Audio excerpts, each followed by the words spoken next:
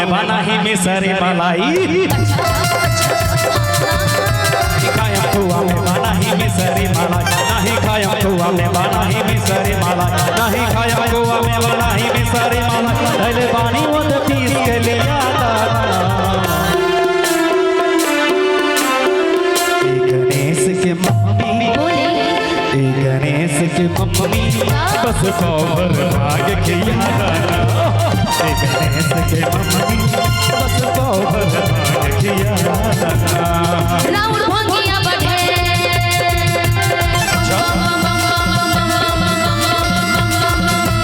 राउर भंगिया बढ़े किसन किसन झला राउर भंगिया बढ़े किसन किसन झला राउर भंगिया बढ़े किसन किसन झला दुख होला बड़ दुख वसाइना ए गणेश के पापा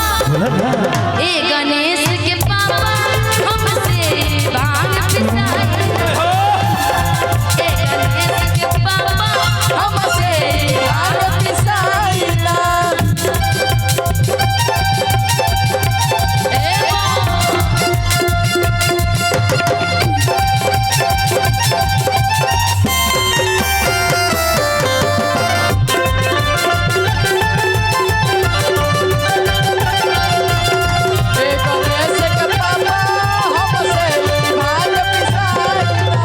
नहीं खायम खोआ मलाई मिसरी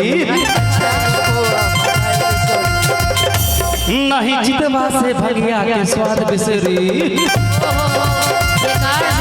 नहीं खायम खोआ मलाई मिसरी नहीं चितवा से भगिया के स्वाद सुनो बतिया हमार बिना भावे जेबरा सुनो बतिया हमारा सुना बतिया हमार इना भावे जे बेरात हमरा सामने से जल्दी हटा दो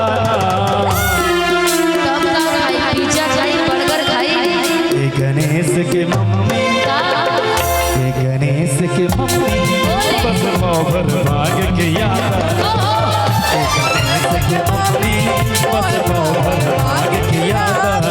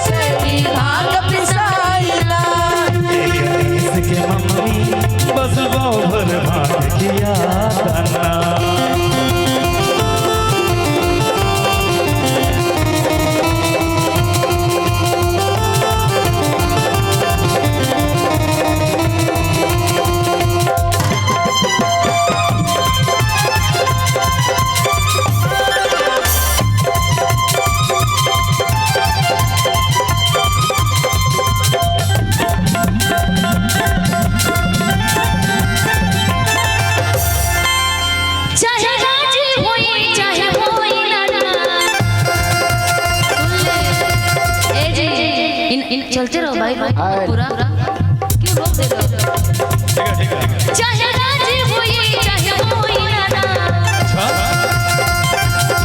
भैया के सब ना सुन ली गवाया चाहे राजी होई चाहे होई ना भैया के सब ना सुन ली रवाना जानी करी आँख लाल करी हमारा प्यार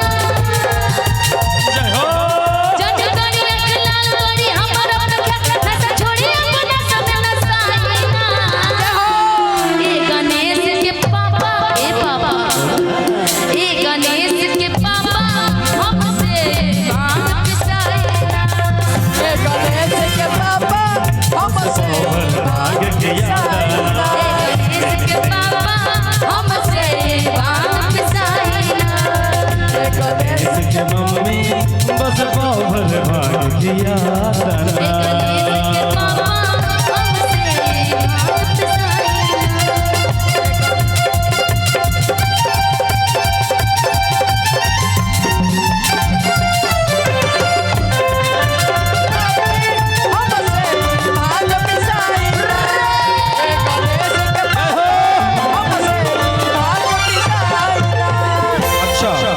पीसने में कलाई में दर्द दे रहे हैं, उससे आसान तरीका बताएं क्या? क्या?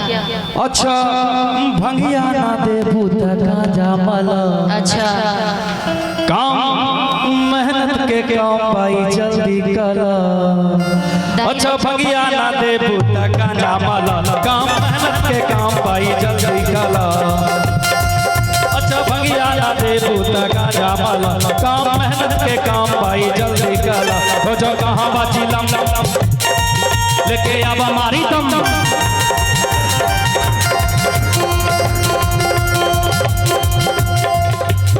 देखिए खोजो जहाँ बाची लम लेके अब हमारी दम। ऐसा ही चिलम किया जाता है ना। कौन कौन बम चिलम पीते हैं? हाथ उठाइए तो। नहीं पीते ना? बहुत अच्छी बात है, क्योंकि किसी धर्म और ग्रंथ में नहीं लिखा हुआ है कि बाबा भांग और गांजा पीते थे। हम लोग ये बोल के बाबा का प्रसाद है, बाबा का प्रसाद पी के उनका सेवन करते हैं। बाबा तो विष भी पिए थे, विष पी के दिखा इतना करिएगा तो फिर मैं नाराज हो जाऊंगी कि ना हमसे भनिया, कि ना हमसे भनिया पिसाई ये गणेश के पापा, कि नहीं हर जात बानी। ना हमसे भनिया पिसाई ये गणेश के पापा, कि नहीं हर जात बानी। बड़ी बातें जय हो। बड़ी बातें हमारे आज कलाए पापा, कि नहीं हर जात बानी। ना हमसे भनिया पिसाई ये गणेश के पापा, कि नहीं हर जात बानी। भांग पीना छोड़ दीजिए, नहीं हर चली जाऊंगी। इसलिए तो बोलता हूँ भांग मत पीसिए, खाली तोड़ देते रहो। इसीलिए तो बोला, अरे इधर ध्यान दो भाई, इधर कोट कोट देते। इसीलिए तो बोला भांग नहीं पीते, हाँ। इसीलिए तो बोला गांजा मारने के लिए। मैं तो भांग बोला नहीं। खोजो कहाँ बाचिलम लेके अब हमारी दम, खोजो कहाँ बाचिलम लेके अब हमारी दम। बस चार चिलम, बस चार चिलम, बस चार चिलम धर के पिया दाना। ए गणेश के मम्मी, बोले ए गणेश के मम्मी, बस बाबर भाग के याद आना। ए गणेश के मम्मी, बस बाबर भाग के याद आना। ए गणेश के मम्मी, बस बाबर भाग के याद आना। नहीं खाया कुआ में बनाई मिसरी मलाई, नहीं खाया कुआ में बनाई मिसरी मलाई, नहीं खाया कुआ में बनाई मिसरी मलाई, नहीं खाया कुआ में बनाई मिसरी मलाई। कैले बानी हो तो पीस के लिया दाना। ए गणेश के मम्मी, ए गणेश के मम्मी, बस बाबर भाग के याद आना। ए गणेश के मम्मी, बस बाबर भाग के याद आना। गणेश के पापा हमसे भांग पिसैना। ए गणेश के पापा हमसे भांग पिसाइला। गणेश के पापा हमसे भांग पिसाइला। ए गणेश के पापा हमसे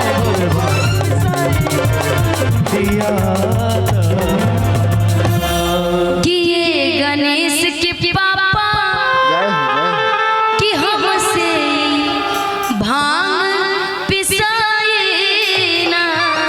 गणेश के मम्मी, मम्मी, बस बाबर भाग के याद आना।